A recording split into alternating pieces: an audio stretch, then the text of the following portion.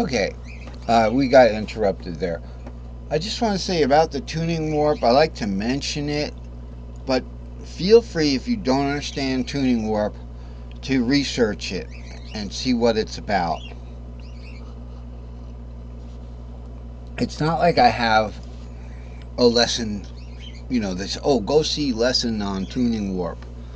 My lessons are like just labeled what lesson it is, and then the body, the description says a lot of stuff, but geez, I mean, every one of my lessons pretty much has the same words in it: caged, intervals, inversions, minors, majors, half diminished, patterns, okay, that kind of thing, pattern stacks and barred things. So you just have to keep watching a little bit. That's why I like to spend a little time and digress a little bit. I know it's boring for people who know what the tuning warp is, and that this guitar of mine, this particular guitar of mine, and I've been doing this for decades, it's tuned, well, maybe 15 18 years. It's tuned to the key of C. So it's down tuned. So I thought I could learn guitar, by doing a C down here. I didn't want to do an E there.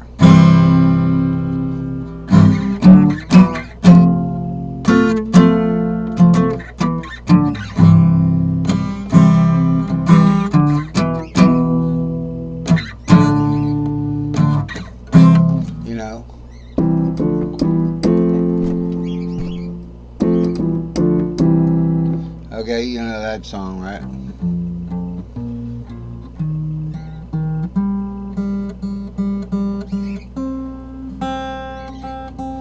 So the inversion that we start down here, and I want to do this with the chart, so I don't do what we just did before, which is me plunking it out, because my new design on the other guitar that I have is, I don't want to wake up Princess, but it has purple.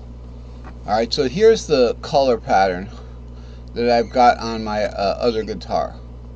Alright, so you can see it's tuned to E for you folks, for people, for myself, because I wanted to learn.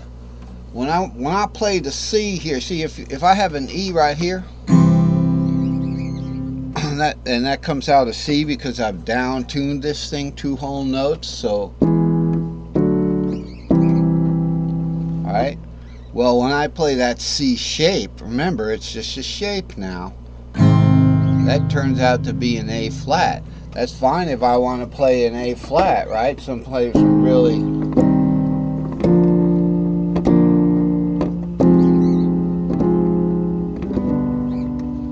Some really heavy stuff there, but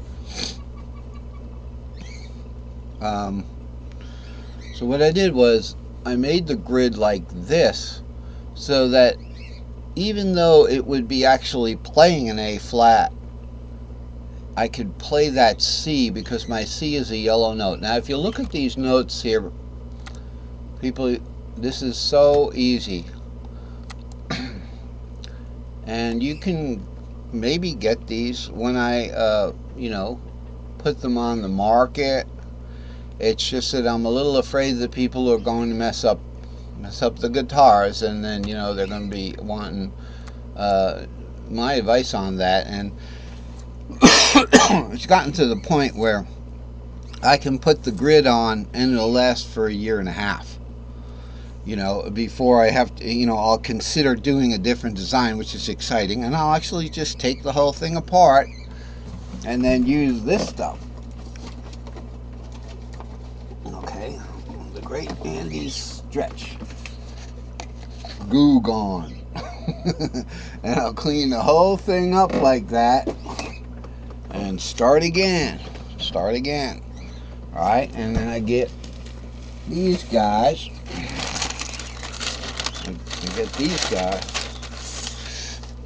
This is a copy of the new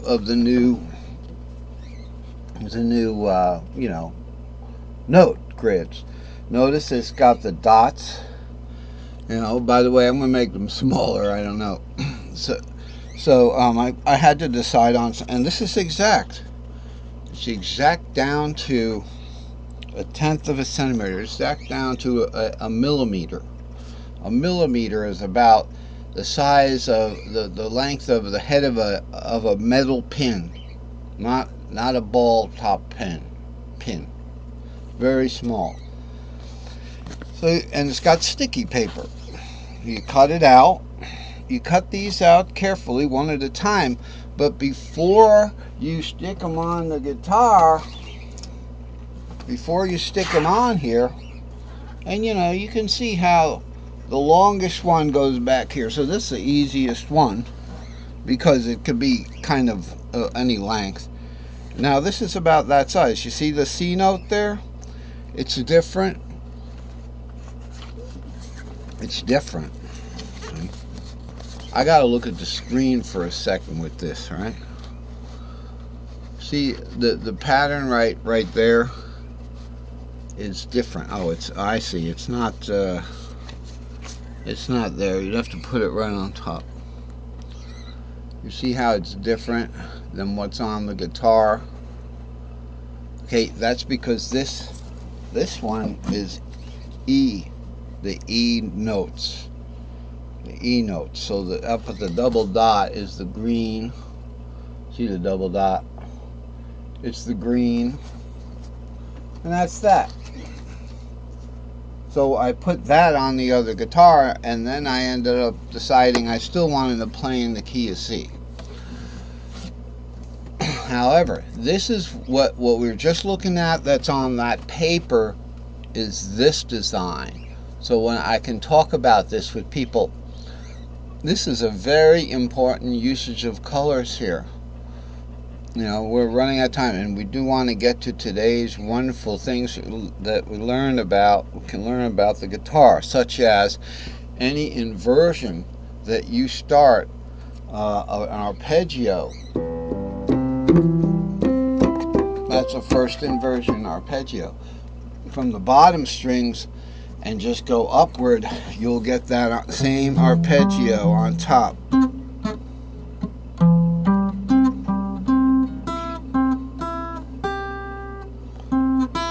That's root right there.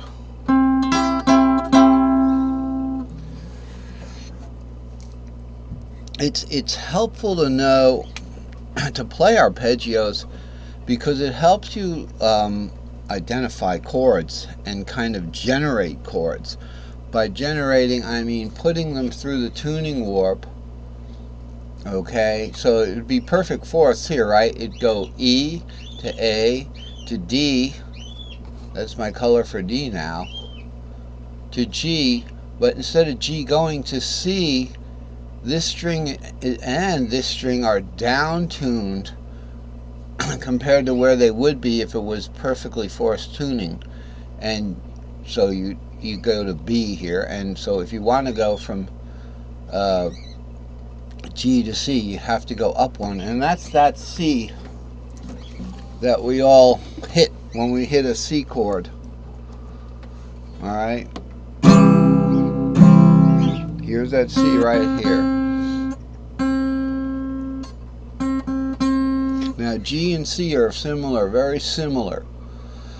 So G is the fifth of C, alright, and that arpeggio would start, this is a G root arpeggio, so it'll go 5 to 7 to a minor third over to D here, right, and then straight up to G. But if you start that one string up, it's just like remember start caged from one string up? I'm going to start arpeggio from one string up. C, major third to E, minor third to G. Now watch this. We go up here. Okay? Like Blue Danube there. So, that's how the warp starts to form chords. And let's just try an exercise. If we start an F here, and we're going to go to an A, major third there, but now the minor third